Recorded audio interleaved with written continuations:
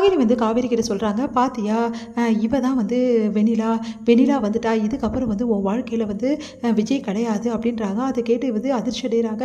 வெண்ணிலாவா, அவங்க எப்படி இங்கே அப்படின்னு சொன்னோன்னே, இந்த மாதிரி ஆக்சிடெண்ட்டில் வந்து வெண்ணிலாக்கு எல்லாம் பழைய ஞாபகம் எல்லாமே போயிடுச்சு. இப்போ வந்து அவங்களுக்கு இருக்கிற ஒரே ஞாபகம் உன் புருஷன் விஜய் மட்டும்தான் அப்படின்றாங்க. அதெல்லாம் கேட்டு காவேரியால் தாங்கிக்கவே முடியல. அவங்களால ஒன்றுமே பண்ண முடியல. அப்படியே மனசு அழுகுது அவங்களுக்கு. அப்படியே பார்த்துக்கிட்டே இருக்காங்க. என்னாச்சு பார்த்துட்டல, உன் புருஷனை விழுந்து விழுந்து லவ் பண்ண ஒரே பொண்ணு இந்த வெண்ணிலா தான். அந்த வெண்ணிலா வேணும்னே உன் புருஷனை விட்டுட்டு போயிட்டா நினச்சிட்டு இருக்கான். ஆனால் விஜய்க்கு தெரியவே தெரியாது. அவள் விட்டுட்டே போல. இந்த மாதிரி உன்னோட சின்ன மாமனார் இருக்கார்ல, அவரோட சித்தப்பா, அவர் தான் வந்து இந்த பொண்ணை மிரட்டி இங்கேருந்து அனுப்பிச்சிருக்காரு. அந்த விஷயம் எங்களுக்கும் இப்போ தான் தெரிஞ்சுது. அதனால் அந்த பொண்ணு வேணும்னு போல. அது ஒரு பாயிண்ட்டு. ரெண்டாவது பாயிண்ட்டு, அந்த பொண்ணு உயிரோடு இருக்கா. மூணாவது பாயிண்ட் என்னென்னா, அந்த பொண்ணுக்கு இந்த மாதிரி ஆக்சிடென்ட் ஆகி இவ்வளோ நாள் கஷ்டப்பட்டுட்டு இருக்கா. இதெல்லாம் கேட்டால் உன் புருஷன் என்ன பண்ணுவார்? அவர் மனசு ஃபுல்லாகவே வந்து வெண்ணிலா பக்கம் சாஞ்சிடும். அதுக்கப்புறமா உன் கூட இருப்பானா புருஷனா? இருக்கவே மாட்டான். அதுக்கப்புறம் வெண்ணிலா பக்கம் தான் போவான். இதுதான் நடக்க போகுது. அதான் நாங்கள் சொல்கிறோம். இப்போது நீ ஏன் சொல்கிறியா உன் புருஷன்கிட்ட? இல்லை நாங்கள் சொல்லட்டுமா? எப்படினாலும் வெண்ணிலாவை இங்கேருந்து கூட்டின்னு போயிட்டு அவன் வச்சுப்பான். அது மக்கள் இன்னொரு விஷயம் என்னென்னா, கண்டிப்பாக உன் கூட வாழ மாட்டான். இதுக்கப்புறம் உனக்கு புருஷனா கண்டிப்பாக இருக்க சான்ஸே இல்லை அப்படின்னு அதிர்ச்சி ஆகுறாங்க. அவங்களால தாங்கிக்க முடியல. வெண்ணிலா பார்த்து அப்படியே டென்ஷன் ஆகிடுறாங்க காவேரி. அப்படியே அழுதுகிட்டே இருக்காங்க. அழு நல்லா அழு. என்னை எப்படிலாம் கஷ்டப்படுத்தினேன் வீட்டில் இருக்கும்போது. திமுரு என்ன தெனவட்டு, இதுக்கு எல்லாத்துக்கும் சேர்த்து அழு. நீ அழுகுறதை பார்க்கும்போது எனக்கு சந்தோஷமாக இருக்கு. ராகினி வந்து கலாய்க்கிறாங்க. என் பொண்ணு சந்தோஷம் தான் முக்கியம். அதுக்காக தான் இவ்வளவு நான் இறங்கி அடித்தேன். இப்போ நாங்கள் கொடுக்குற அடி எப்படி இருக்குது உனக்கு? நல்ல பர்த்டே ப்ரெசன்டேஷன் நாங்கள் கொடுத்தோன்னா இவ்வளோ பேர் இவ்வளோ கொடுத்தாங்க. ஏன் விஜய் வீட்டு கூட கொடுத்தாரு. ஆனால் நாங்கள் கொடுத்த பர்த்டே ப்ரெசன்டேஷன் சூப்பராக இல்லை அப்படின்றாங்க.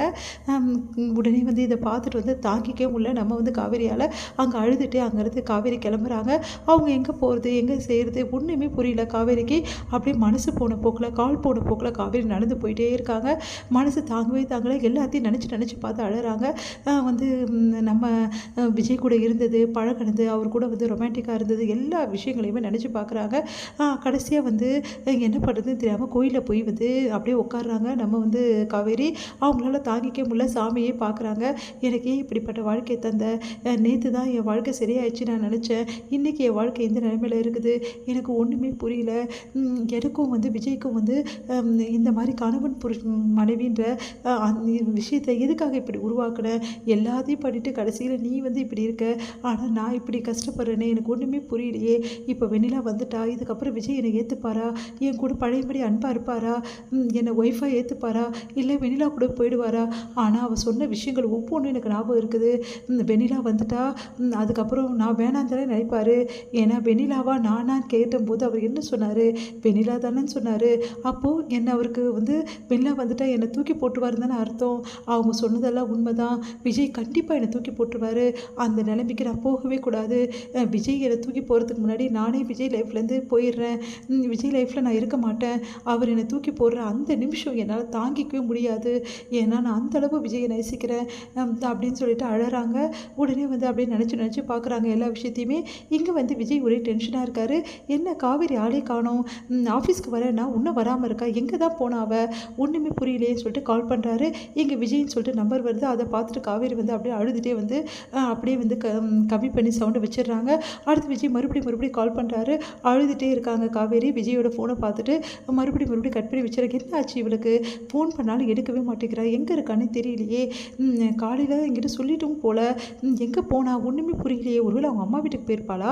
எதுக்கும் வந்து ஃபோன் பண்ணி பார்ப்போன்னு சொல்லிட்டு ஃபோன் பண்ணி பார்க்குறாரு. அங்கேயும் வரலன்றாங்க. வீட்டில் இருக்காளான்னு கேட்போன்னு சொல்லிட்டு வீட்டுக்கு கால் பண்ணேன். இல்லைப்பா காவேரி எங்கே போனான்னு தெரியலையே அப்படின்னு.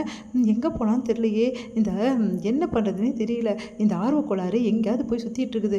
இப்போ பாரு நம்ம தவிச்சிட்ருக்கோம். ஒரு நிமிஷம் கூட காவேரி இல்லாமல் என்னால் இருக்க முடியாதுன்னு தெரியும்ல அவளுக்கு, தெரிஞ்சு கூட இப்படி பண்ணிகிட்டு இருக்கா அப்படின்னு சொல்லிட்டு டென்ஷனாக வராரு. முதல்ல அவளை 4 கொட்டு கொட்டணும் அப்படி சொல்லிட்டு கிளம்புறாரு விஜய்.